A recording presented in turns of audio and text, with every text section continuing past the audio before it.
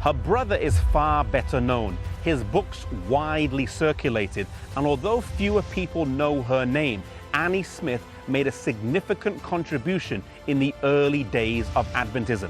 She was a gifted writer, poet, and editor, and 10 of her hymns appeared in the 1941 edition of the church hymnal and 4 in the current edition today. She was born into a family with 3 other brothers here in West Wilton in this house today named the Smith Tavern. It would also be the home that she would unfortunately die in at the age of 27.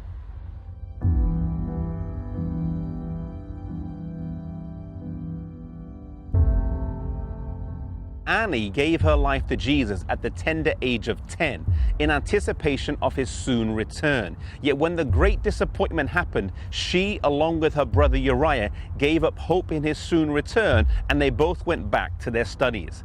Annie was intellectually gifted and received a place at the Charlestown Female Seminary here in Boston, where she spent several years. Her mother, Rebecca, was still a believer, and one day Joseph Bates came to town and mentioned that he would be in her area.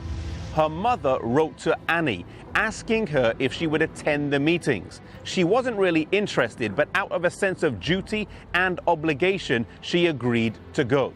After she went to the meetings, at the end of it, Joseph Bates asked her if she wanted to have Bible studies, which she agreed to.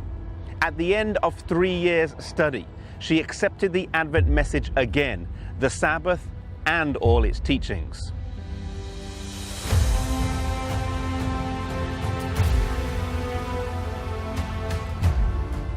At the time, Annie had a lucrative job offer to work as a teacher for $1,000 a year, an extraordinary amount at the time, though she had not accepted it. Another opportunity arose to work at the newly relocated Review and Herald office in Rochester, New York.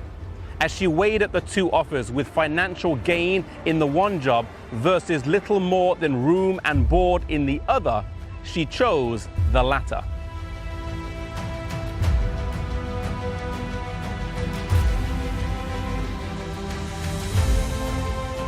Here in Rochester, she worked diligently and soon proved herself as a capable hand in the office. She worked as a copy editor, but also at times she was the acting editor.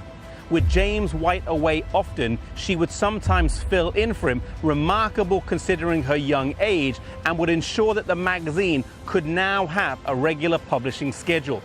Previously, with James White's busy speaking itinerary, the magazine wasn't always so regular and consistent in its distribution, but now with Annie there, things changed for the better.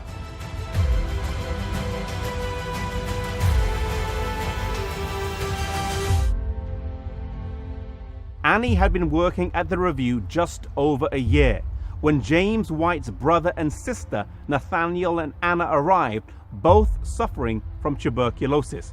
Maybe due to the close proximity that they were living in, Annie contracted the disease and went home to live with her mother in November of 1854. All the treatments that she tried didn't work. Ellen White sent $75 of her own money to help, but nothing seemed to work. Annie finished this book of poems here, entitled Home Here and Home in Heaven, 10 days before she died. The last poem she wrote reads, "Oh, shed not a tear over the spot where I sleep. For the living and not the dead ye may weep. Why mourn for the weary who sweetly repose, free in the grave from life's burdens and woes?" Annie lived a life of sacrifice, dedication, and commitment. She gave up a prosperous career to work for the church in return for very little financial gain.